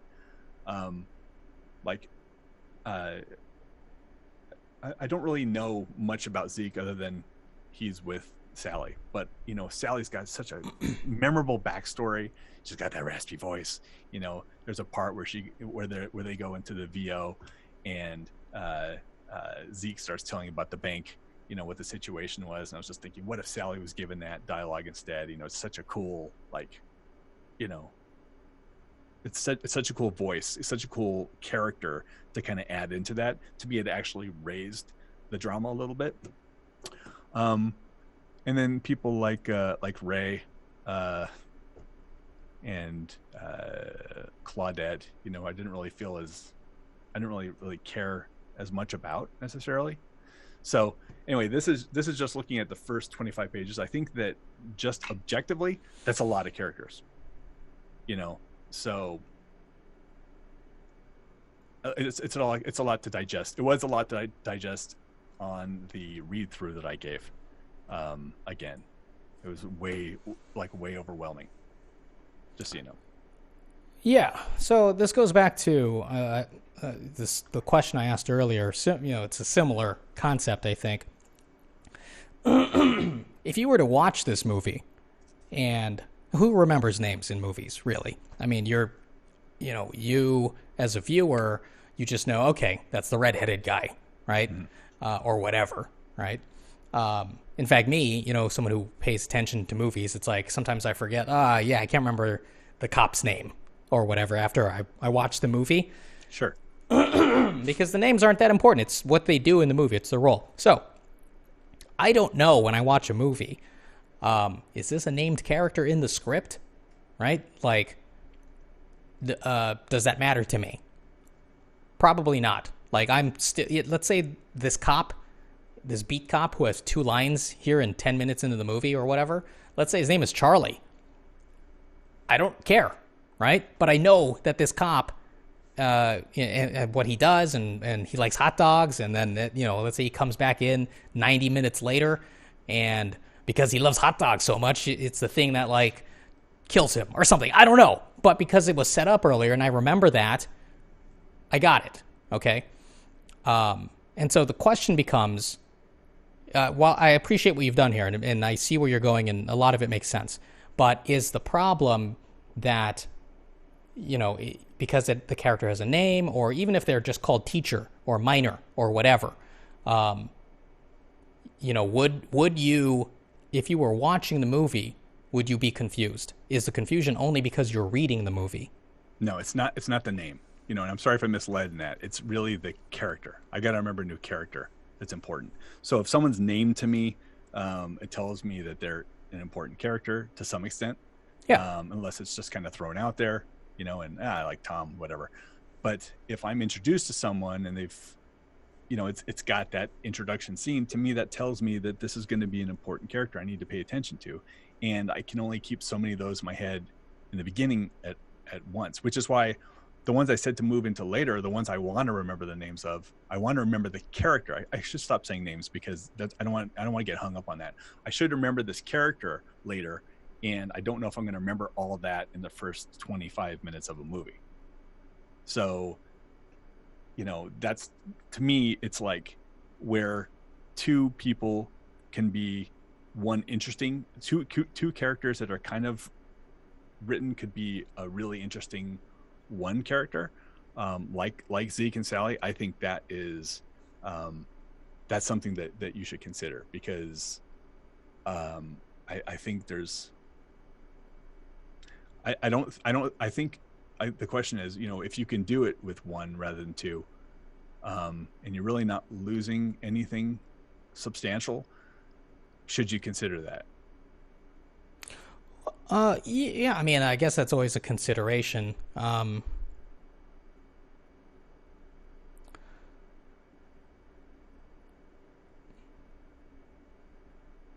It comes down to, I guess this is where the art meets the business, right? Should I make this, how much do I change in the script to make it sellable, because it's easier to understand or whatever, or, the producer will feel less threatened when there are less named characters or whatever. It's just easier to follow because it's just these 2 people talking, maybe a third person once in a while, but they're not really going to be invested in the reading the way that I would be, or you would be, or a close friend or a colleague would be. So that makes sense, to consolidate. I don't know if I would do it just naturally, like just because it makes sense to do it from a writer's standpoint. So I can't give you an answer on that right now. Yeah, I mean, I don't look at it from a business standpoint. I just look at it from a comprehension standpoint and an enjoyment standpoint. Like if I am watching this film and I'm introduced to 14 characters and some of them are minor in the beginning, then I know I should be focusing my attention on Long and Bao and Everett and Tom, really. And that's kind of like the beginning of the movie, and I like that because you've got 2 interesting relationships, and then they come together, and then there's actual action that happens between them, and then the rest of it unfolds. So for the ones where I recommend to delay, I think it's good to kind of just help the person digest what's going on in the movie and really focus their attention, because once we've got those first 20 minutes or so solidified, then I know I'm going to track these people throughout the movie. Oh God, Bao is gone. One of my biggest is gone. Who's going to fill that void, you know? And then maybe it's Sally, for example, or maybe it's what's her name? So bad with names. The girl. Maggie. Maggie. Maggie. You know what I mean? It's like that. I think that's a natural thing, because we're not watching a series. We're watching a movie, and there's only a finite amount of time that I'm going to be able to see or really process all these people. You know what I mean? So the elimination or the combination of a character like a Zeke, you know, I know is a little bit more. I know that's a little bit more harder to swallow. I'm just saying that, again, if I'm approaching this and this isn't your script, this is just John's script and I'm reading, you know, as a paid reader, like, why not just combine these two? So I'm taking all the emotion out of it, you know, that you and I shared regarding all these characters, and just saying, I think objectively it could be done very easily. And I think it makes sense if you can. This is kind of like the where one of your readers wrote, you know, Everett and Tom seem to be kind of like, you know, similar in ways, or whatever, stealing each other's energy, or whatever he wrote. To me, it's so important to keep them both. I mean, they're like, you have to know, because there's so much conflict between the two of them, and that's where the drama comes from. You know what I mean? There's not really like drama that comes between Zeke and Sally. There's like a relationship, a camaraderie, you know, an interesting little you know, back and forth between them. But for the most part, like, my attention in the script as I read it again was like straight to Sally. She's the interesting one because of the way she's set up, you know, because of the things she does and the way she approaches them and has frank discussions, you know. And at this time period, you know, the woman she's kind of a self-actualized woman, obviously, and, you know, she kind of owns herself. And I don't know, it's just an interesting character, and I kind of felt like Zeke was just there too. So when I saw that, that's why I kind of gave that input to, you know, possibly combine them. I don't think the other ones are necessarily as controversial as that. I know it's a lot to take in. That's why I said I have some stuff to throw at you today. No, I mean, I guess that makes sense. I mean, but I just wonder, there are a lot of, I don't know. I mean, there are a lot of characters in this movie that, I mean, I guess they could be eliminated, right? Like, I could really pare this down, and I'm just wondering, where does the logic, if I accept the logic there, why can't I apply that to other characters as well? And then, you know, I feel like the movie will become more prototypical, and, you know, we know, okay, these are the 5 characters. They have to live to the end because they're so important, because they have the most screen time or whatever, right? Like, you as a viewer, you suddenly get the sense of like, okay, this guy, we're just waiting for him to die, right? Like, you know, he doesn't have a name, all of that, right? He doesn't have a lot of dialogue. There's no exchanges with it. He's not tied into the community of the story at all. You know, maybe, you know, he'll have a nod with someone, or someone will wave at him. But we know he's just there for the body count. And I think one of my goals was to try to get away from that, and make these characters, you know, actually have a relationship with each other. I think, you know, when I look at Bill and Bud in an early draft, I think in the first draft of them, they were just called Prospector 1 and Prospector 2. Yeah. And it wasn't later until I had them start talking to each other, or I had to like start describing them, that, you know, this guy does this and this guy does that, that I thought, you know what, they're doing stuff. They are the ones who discover the meteor. And they are, you know, tied intrinsically to one of the outbreak origins. They should have names. So I'm going to give them names. So, you know, it's... But again, I'm not I don't want to focus too much on the names because I still left them there. And if it stays Bill and Bud, big deal. But you're talking about not. Well, it could be what could be one minor, Brian. That's all I'm saying. Is that why can't I? I can start absorbing people, training them down, and I'm not saying that I won't take the advice that I'm hearing and eventually do it.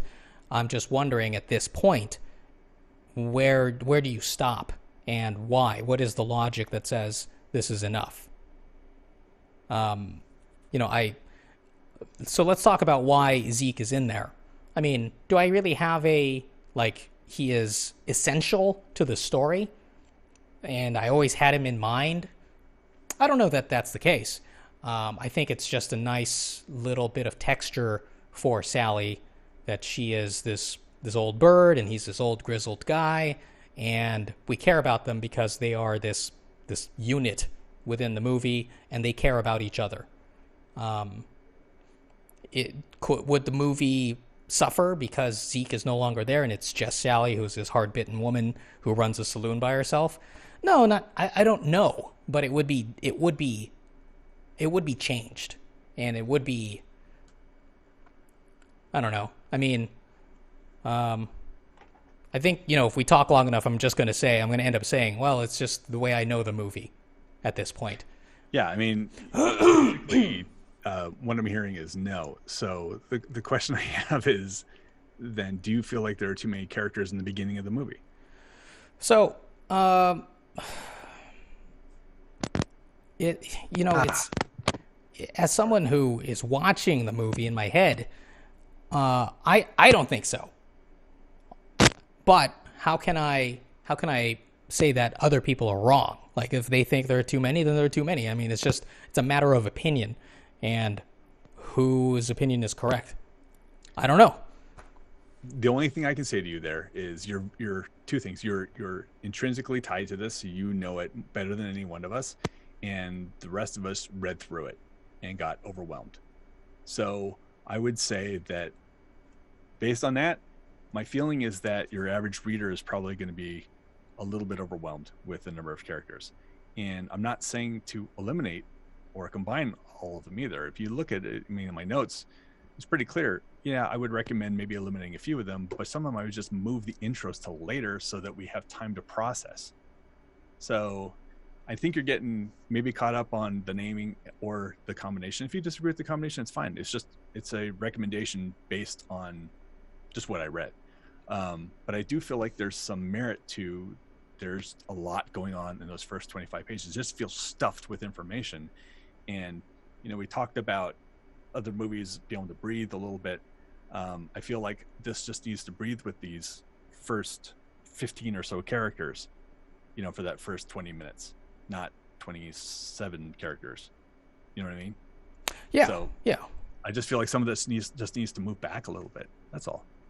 And if you don't feel like it's a good idea to eliminate them, it's obviously it's all your call. Just trying to give you some objective criticism based on the experience I had with rereading.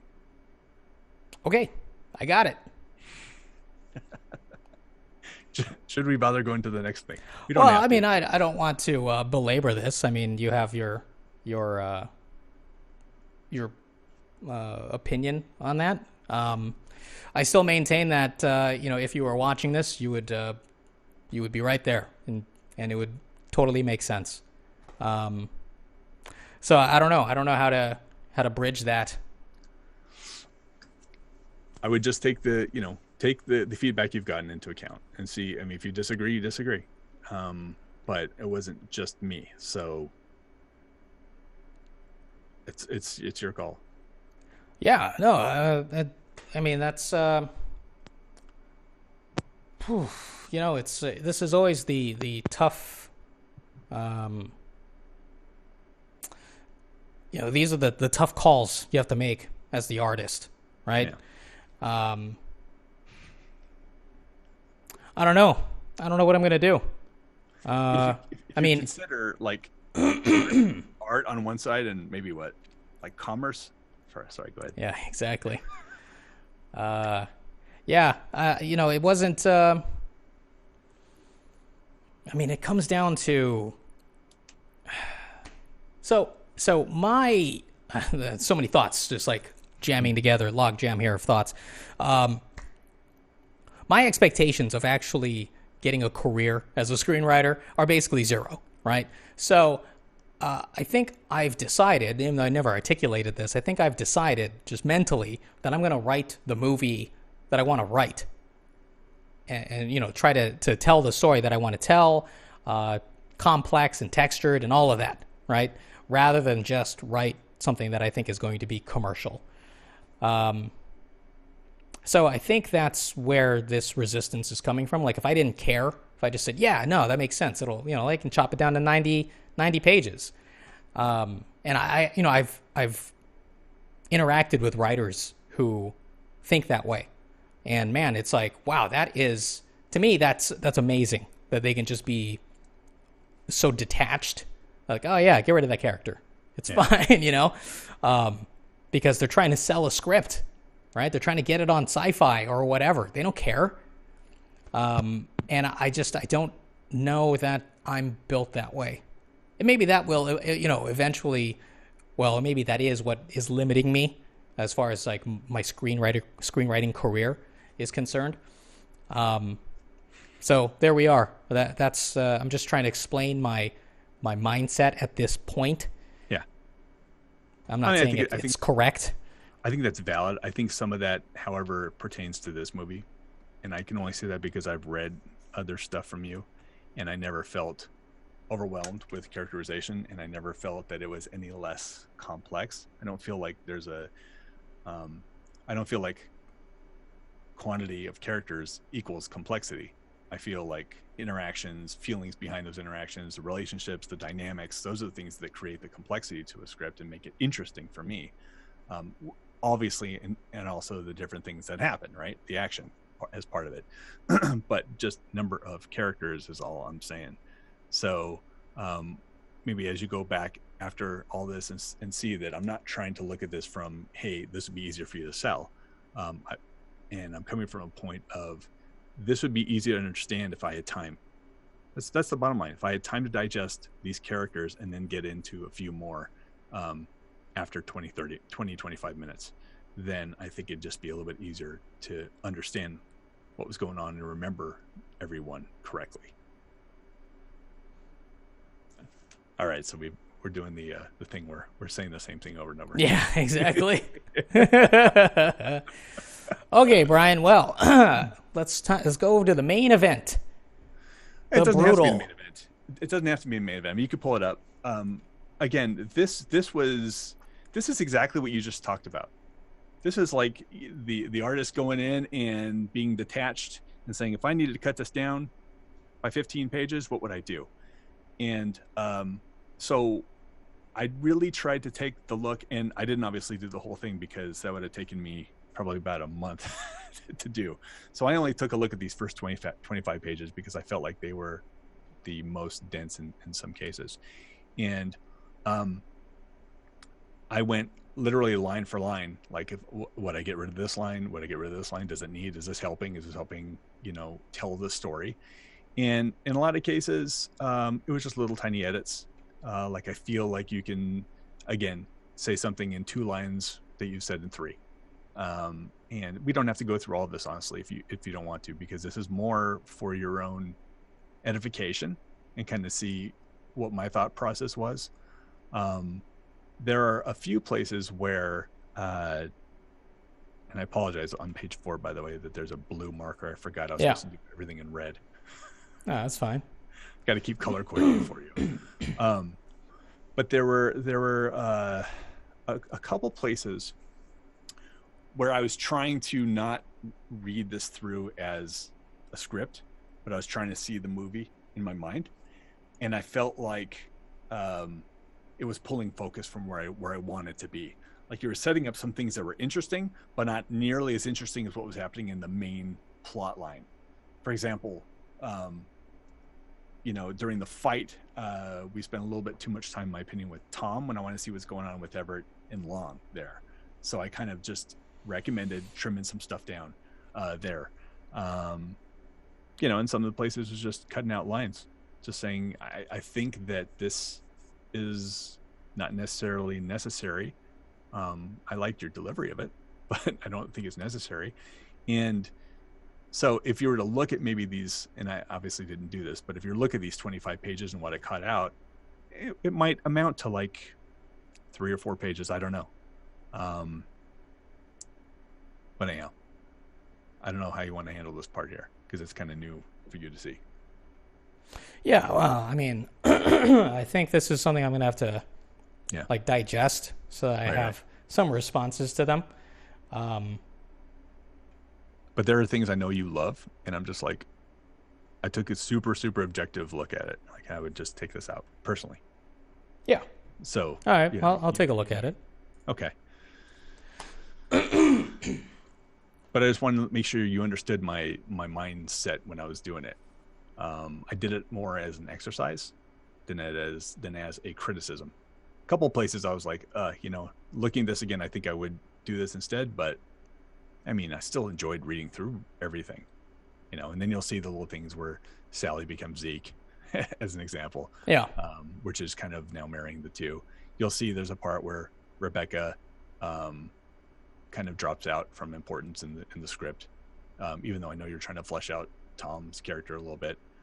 So I was diminishing Tom a little bit and kind of playing up more the other main characters. So again, I don't know if I'm going to hear from you on this or not. Yeah, I mean, it's a lot. It's a lot. I mean, we obviously can't go through every page here. It's way too much to go through. But yeah. Okay. So you can't really give a thought on this. No, I unfortunately I can't. Why not? Read faster. I'll say this, and this is kind of, I don't know if this is a cop-out or what. I have a pretty good sense of the story I want to tell, I'm trying to tell.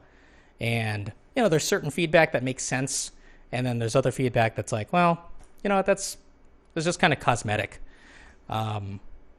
So, there's, I guess not every point of criticism, or feedback is necessarily worth anything to me. I appreciate it from a person to person, from like a person taking time to read it. But sometimes I'm just like, yeah, okay, that's, thanks for that. You know what I'm saying? Okay. Sort of. Okay, well, I don't know how else to make that more specific. No, I think you were specific enough. I just I don't really know how to respond to that. Yeah, so. No, I and that's the thing. Like I said, I mean, it's kind of almost like a cop-out response, but I'm just trying to be transparent, with like, I don't know if every writer is like this, but that's the sense that I have with something I've created, right? Like, I think, if I were to describe, some kind of like truism, I guess, of like the creative process or just being an artist, not to say, I feel a little almost pedantic explaining this to you, Brian, who is a fellow artist, but it's that, know what you're trying to create, and, the feedback that you absorb into that should help you create that piece of art.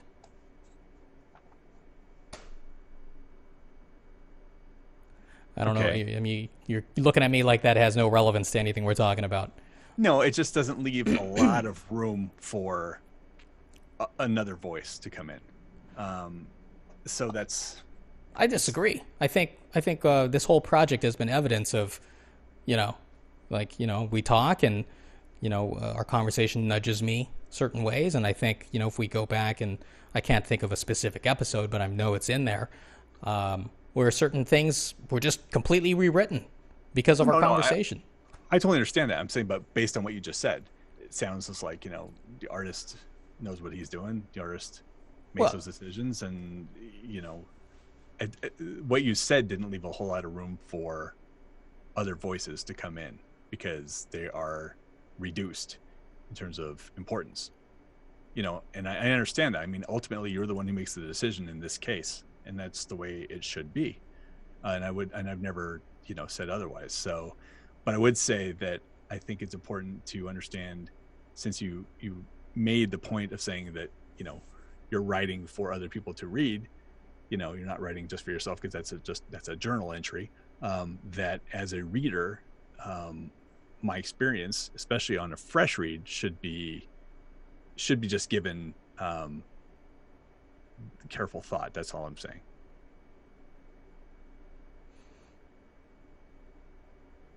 Yeah, no, of course, and I don't want you to feel like you're being discounted, necessarily.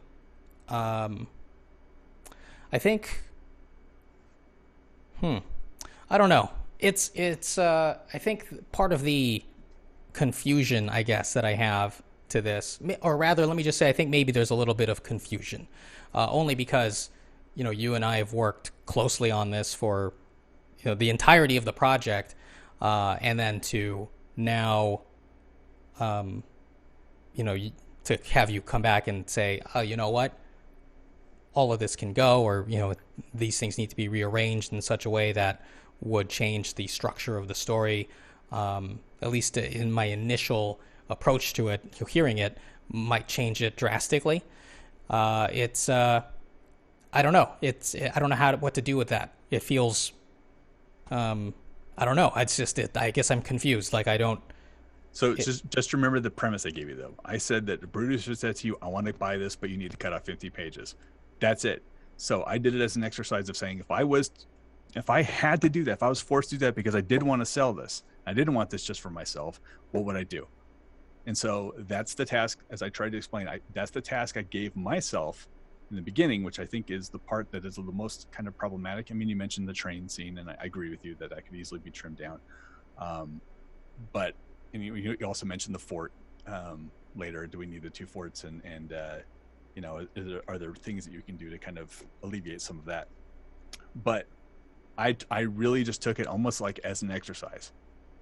So this isn't saying, hey, René, I think you should do this. This is saying, hey, René, if you needed to cut out those 15 pages or 20 pages, if you felt like that was genuinely appropriate criticism, and you're like, crap, how am I going to do that? These are thoughts of how I would do it. That's really the whole premise of the notes I gave you. Nothing else. Again, I'm trying to forget everything, because you said, yeah, we went through this. We did months of this. I totally agree with you. And I'm trying to not look at that right now and just look at it objectively from that one vantage point only. So would I do that if they said, hey, perfect, 120 pages is perfect. Hey, you got 119, you're good to go. I think that I would leave a lot of that stuff back, just leave it right where it was. Leave the characters, leave everything else. But, in this thought exercise, or if you feel like it's something that's actually something you should do, that's where I came from. So, yeah, I even discounted the stuff I said before, not just, the stuff that we talked about. So I just want to make sure you know where I'm coming from. It's not from a point of, hey, René, on second read or the latest read, I think you should make a lot of changes. It's more, hey, if you need to cut it out. Well, okay. There's a possible path. And I'm totally on board and aligned with what you did here on the brutal pages. But I think also the supplemental about, hey, let's move these characters back. This is too much to absorb. It just was surprising. That's all. So I'm sorry that I don't have something a little more eloquent or accurate as a response to that. I don't have a quick fix. I'm not necessarily convinced that it needs to be fixed. So there we are. I think we're at an impasse, at least for tonight, until I can absorb all of this feedback. I think something like this needs to kind of marinate a little bit anyway. Yeah. I mean, that's what it's gonna do. That's gonna be great.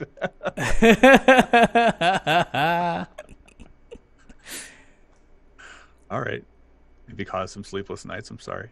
Nothing like that. Oh Nothing like no, that. it's. I mean, the script has already been submitted to the competition. It's like, Maybe moot. Well, I mean, for the purposes of well, at least one of the goals at this point, it's academic. Right. But there's always, I've revisited scripts that I've written over a decade ago, and I touch them up every once in a while. I know, there's a, I think one of my teachers, one of my professors in college, I'm a creative writing major, everybody.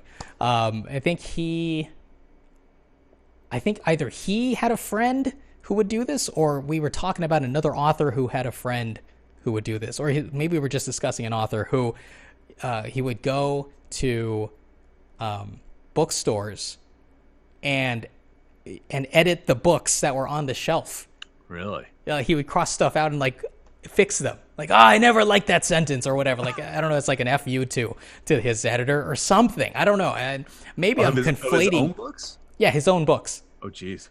Yeah, like, it was done, and he's like, he would go in and like fix, like the 5 books that were on the shelf or whatever, and like with a marker or a pen. And I don't know if I'm like conflating reality with like, maybe that's a scene from a movie, but I feel like that's very vivid to me. And anyway, the point I'm making is I have a feeling I would be that kind of author if I wrote books. Like, I wish I had fixed that. I can fix it right now, and just put that back on the shelf. Up in the gallery. Exactly. A little touch up. Who are you? I'm that guy. Yeah. See my signature. That would be hilarious. Yeah, absolutely.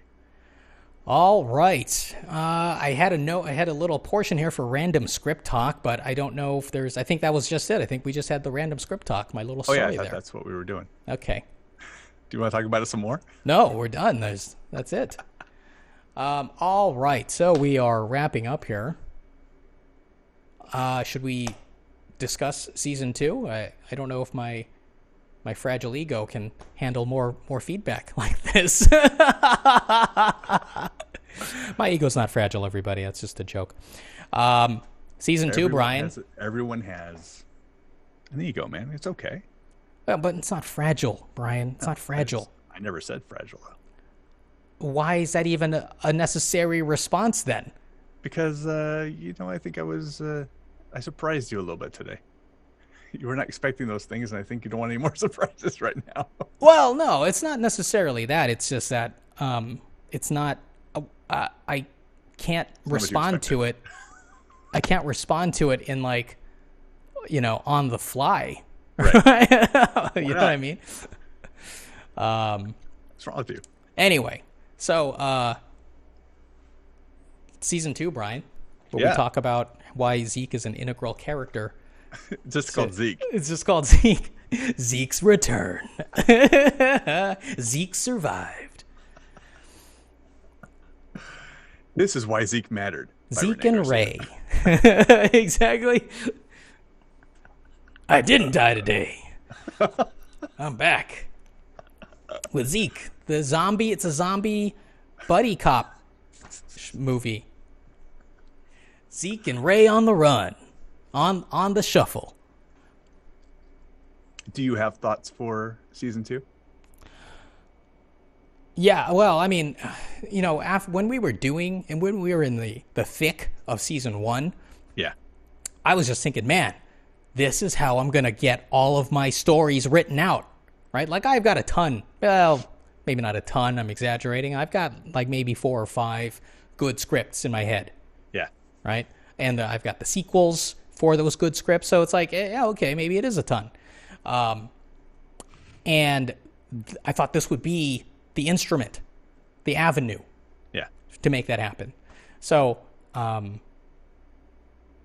kind of want to, well, since season 1 was such a slog, well, not necessarily a slog, but since it was very intensive, right? I was thinking maybe season 2, like it would be like all of the even numbered seasons would be like something I've already written that we just like take another look at it and then submit it to whatever screenplay competition, right? That way it's not going to be a lot of reading on your part, not going to be too much writing on my part, really we're gonna look at the existing draft, look at what needs to be changed or punched up or taken out or whatever, and then especially if the character's name is Zeke. And that I'm kidding, Brian. I'm kidding. Hands, bro, hands. This guy. Remember that? Hands? Oh yeah, of course. And then, get that. It would be like a quick season. Does that make sense? It does. Yeah. So, was thinking we could revisit Karina. Just switch it up. Switch it up from horror to rom-com, because this is rom-com competition I want to enter. I see. What do you think of that, Brian? Do you like it? Do you not like it? I think it's okay. Damn it. My issue with it is I love the reading and I love the processing and giving feedback. Yeah, I know, of course. I really enjoyed, I felt like, I don't want to pat myself on the back. I just feel like it was something that I could contribute to that, was good for you. So let me just say, Brian, that I feel like real quick, I feel like, the Karina script was, it's a script I love. I don't know how I'm gonna go in and just maybe you have an extra space here. Okay, how about this? I hear you. And to me, honestly, that's it's so good, right? Yeah, Brian, it's I feel like I really did capture lightning in a bottle there to some degree. Yeah. I honestly don't know what I would change in that either. Neither do I. Well, that's the thing, Short season. Well, that's the thing, right? I was thinking maybe it's interim season or something, off season, whatever you want to call it. Just so I can kind of just revisit it, have it be content for this channel, and then submit it to the competition. Because I honestly think us reading it and performing it or whatever, that's the most that'll ever be performed for anybody. And hey, you know what? To make it interesting, we can do a group thing on Zoom here and get people to read the parts. Yeah. I kind of feel like that's where this would be going.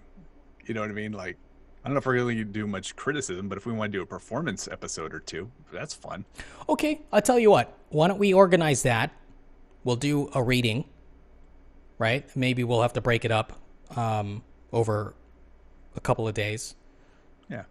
Just to accommodate everyone's schedules and blah, blah, blah. Sure. And then we'll just spread that out over a couple of weeks.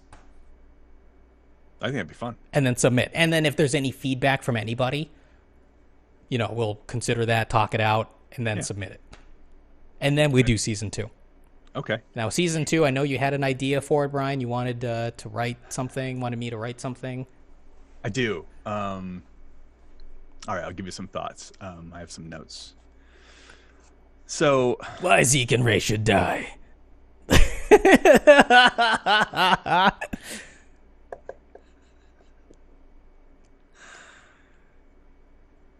So this is going to sound reductive. Okay. And I don't want you to take it in that way. No. But I feel like a lot of writers could have written something like Epitaph. If they had that thought. I feel like it's something, within a lot of people's wheelhouse. Yeah. What I don't think a lot of people could write is what I'm most interested in with you. And it's something I really haven't seen much of. So I've always felt that you have a unique perspective on humanity. Okay. A different take on the human condition. Yeah. Things you joke about all the time, but they're really. This is not a movie that can be made, Brian. I can already tell. Here we go. You don't care. Damn it. Okay, continue. So the movie I want to see or read is one that's either autobiographical in nature or features a protagonist that is closer to your personality and your distinctive outlook of life. Because that is something that no one else can write. And that to me would be the most interesting thing because it's new. and I don't you don't see anything like this in movies or TV. You're an interesting guy. So from that perspective, and if I really honestly I think that this is something that could be, in terms of movies, I think that a lot of the streaming content is taking chances with content nowadays. There's stuff out there, so there's some opportunity out there. So I know you don't necessarily care or feel like you're going to ever sell anything, but I think this would be the most interesting way to go about it. One where you saying, I know we don't cuss on this, so I would say F being PC, F restraint, and just go for it, whatever that is. I mean, you mentioned there was a piece that you talked about with like a moviegoer. I don't remember exactly what it was, and I don't want to get into it here necessarily. Yeah. But this is like this is what I really would hope that season 2, the real season 2, becomes, is that story that is just like, the story you don't think is going to get made because it's just so out there, or so either maybe it's negative, maybe it's, I don't know what it is, but it's something that, that just forgets about the society we're in right now, and it's just a singular voice. So I know that's a little bit esoteric, but no, it's not. I'm with you 100%. I just figured you were being cagey for the audience. No. I would love to do that, and I think that as a writer, a lot of the characters do represent me and my outlook on life, and at least to some degree, right? I think how can you Sure. write a character without actually thinking that way at least a little bit, right? And amplifying it, right? I think if this were 12 years ago, right? Well, let's say, yeah, okay, 12 years ago. Yeah, I could do it. And I think that there would be, like, basically, I guess the point I'm making is that the society that I have lived in for so long now, for a decade plus, it's drastically changed from the René that you knew. I mean, I know I'm still René, obviously, but I think the shocking René who would just say the first thing, but the first poignant thing, that like revealed a certain like truism of humanity, that saying the thing out loud that should never be said out loud, kind of thing. Like that doesn't. Not only do I feel like, not only do I feel like I would be writing into a vacuum if I wrote that kind of story, meaning it would go nowhere. Just be like, throw it, just like as I finish a page, just throw it into the shredder. There you go. That was worth my time. But I also don't think I have those chops anymore, mainly because I have conditioned my behavior. Does this make sense, Brian? To like self-censor? Yeah. I don't think it'd be hard to uncork at all. Here, let me give you a counterpoint. Okay. 2 things. Said it in 2000. Okay. That's not how it works. First problem is that's not how it works.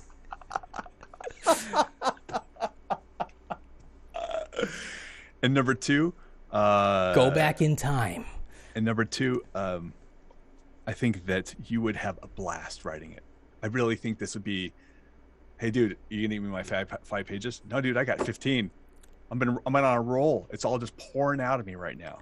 I think that this would be, I think you would love writing it. Honestly, I think you would. I just don't know what the story would be, man. It's like, here's the thing. I like to be different. I like to be unique, even if I'm, just look at Epitaph. I'm writing a zombie movie, but the characters are dense, maybe too dense, right? But that's the spin. That's, you look at like Karina, the Karina story. That's another 120-page monster, right? Does it have to be 120 pages? No, but these characters have a lot to say. He's got a lot of, he's got to talk to people, and they've got their own little meaning in the story. And I feel like what you're describing and what I would end up actually writing would end up just being one of those like, hey, this guy's an edgy boy. Look, he's saying all of these like edgy things because he's so edgy. And I don't know that that is unique enough anymore. And so that's what worries me. I don't know that I would be in, like, of course, I would love to just rant, have a character that just like rants about society and like why, you know, this is wrong and why he's right and whatever, and he's killing people in the movie theater. But you can't have a movie where he's just a movie theater killer. Right? Like, not. I mean, what else? What is the rest of the story? He's a YouTuber who's he's a YouTuber? Doing his diatribes, you know, and reality and his show intersect at some point. I don't know. It could be whatever you want. You've got the great imagination for stuff like that. I don't know what the vehicle is, and I don't know if this is like, okay, let's start writing next week. I think this is something that, again, needs to marinate a little bit, but I think it's, I think I would love to read the movie that only you could write, or the character that only you can write.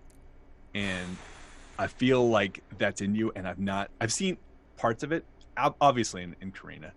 Yeah, a little bit in Epitaph, but I don't feel like I've really seen that character blossom. And I think it'd be worth your while. And I think that, you know, I mean, maybe it does get made someday. Maybe it's an independent movie, you know, a smaller movie. I don't know. But I think it's interesting enough. I find you interesting for reasons that are not in these scripts. And I'd like to see, you know, I know this is like a personal request. I'm not going to say ask, but it's a personal request to say, you know, because you're putting yourself out there more, right? And this is much more of a vulnerable type of project to go into. So you may not... Let me just say this, Ryan. Here's. I have to admit there is a little bit of fear from a like societal aspect, because if I say, "Oh, yeah, this is me on a page," this character is René. Exactly. Oh, René Sue, right? Then people will really know how I think and how I like think of people, right? So the perfect example is, you know, getting a little peek inside my brain is when I wrote the school scene in Epitaph, and Ray picks up a zombie child or an infected child and is using the child as a club. Yeah. Right? And you were like, it's too much. You've gone into Sam Raimi territory, right? Yeah. And to me, I'm like, oh, that would be so cool to see, like, just bludgeoning other children with a child, right? Right. And I'm afraid that society, you know, will, the 10 people who watch us. But it's context we're talking about. I didn't feel like that was appropriate for this movie, for Epitaph.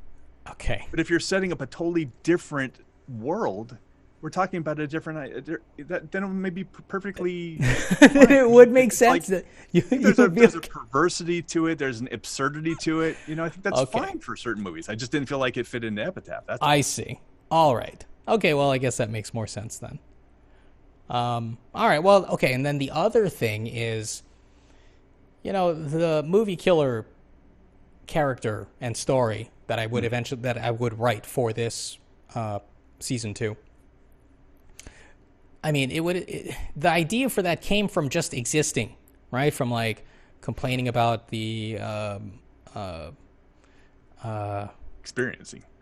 Well, injustices, that's the word. The injustices at like work and just dealing with humanity and how, you know, people, you know, they are inconsistent, and this is a character who's trying to be consistent in an inconsistent world, and it's agonizing, right?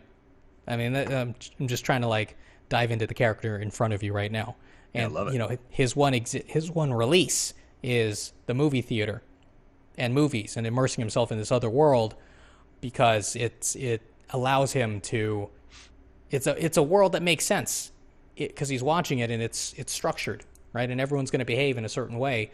Yeah. And so the reason he kills the people in the theaters when they take him out of that, like they bring him back into this inconsistent world, and he Everything now has been taken from him. He can never escape because of humanity. That's why he has to kill these people. Right? Things like beepers going off in 2000. Did they still have beepers, Brian? What do you want from me, dude? It's a doctor. There's a doctor in the theater with him. There's an emergency. Ah! Exactly. Dude, everything you're saying sounds like a movie I want to see.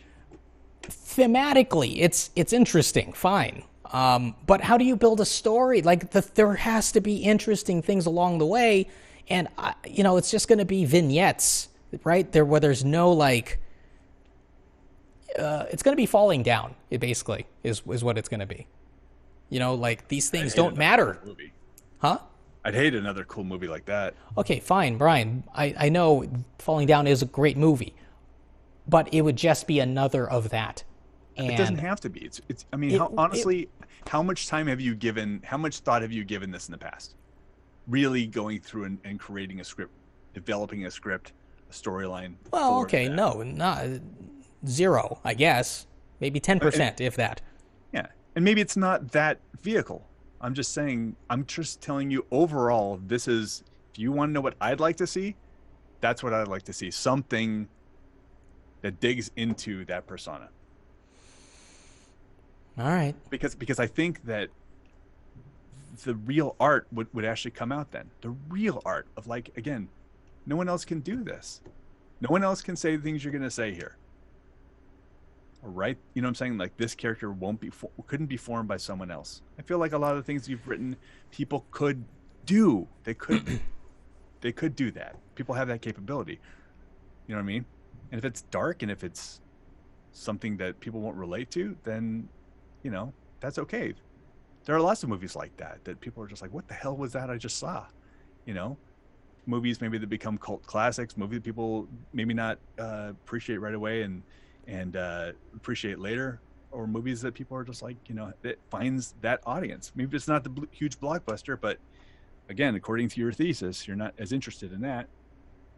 You're interested in creating something that people, would have an experience reading. Was that mean? Can you knock that? Yeah. Let's look at some of your feedback, Brian. Let's do that. I love looking at it. Let me just look. This is great. I'll totally do that.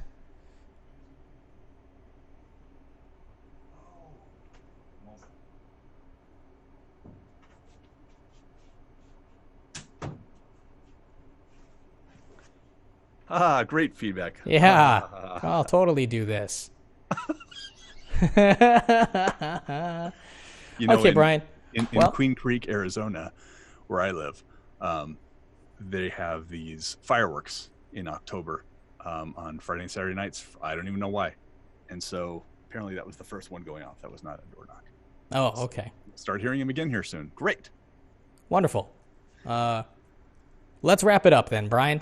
I will consider that. I have concerns because I don't feel like there's a story there. I feel like there's a lot of complaining, and I feel like with the explosion of the internet and social media, a lot of other people have made these observations, and none of it will feel original.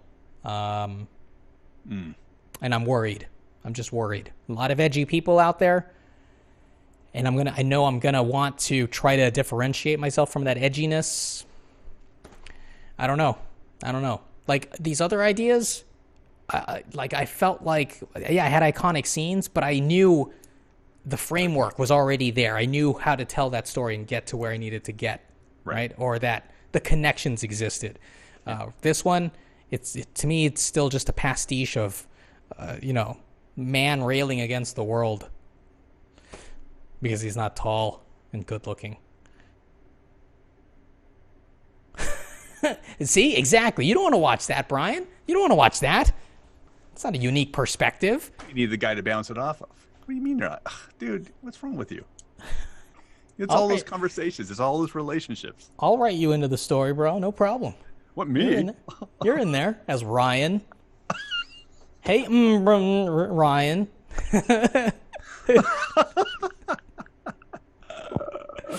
All right. Man. Well, everybody, thank you for joining us again, our reunion episode. where you get to see, someone squirm under just like withering fire. If I wasn't more so full of myself, a lesser egoed person would have just wilted away. But not me. Here you are. Here I am. I'm always right. All right. So please give us a like and subscribe, and we will see you next week when we discover that I didn't even make the quarterfinalists. Oh, Lord.